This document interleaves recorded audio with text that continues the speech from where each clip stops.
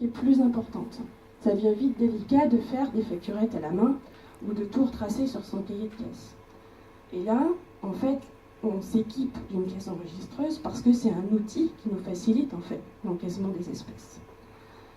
Donc le système de caisse vous permet alors d'éditer automatiquement des tickets de caisse détaillés conformes à la réglementation et il vous permet aussi du coup d'avoir le détail entre leur taxe et la TVA. Mais c'est bien un outil qui vous facilite vos pratiques parce que vous avez un flux qui paye comptant qui est régulier.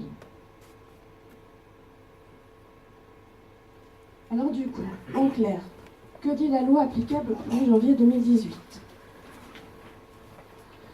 Alors clairement, cette loi déjà, elle est née du fait que le législateur voulait lutter contre la fraude à la TVA liée à l'utilisation de logiciels qui permettaient la dissimulation en fait de certaines recettes. On avait des systèmes de caisses enregistreuses qui étaient plutôt permissives, sur lesquels on pouvait revenir, modifier les montants, enfin voilà. Alors des fois ça nous simplifiait l'utilisation parce que, attention, on n'est pas tous fraudeurs, hein, enfin, et c'est pas le but.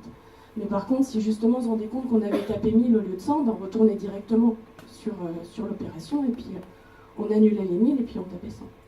En fait, ça, ce sera plus possible. Donc du coup, tous les commerçants qui sont assujettis à la TVA, puisque c'était bien pour lutter contre la fraude à la TVA.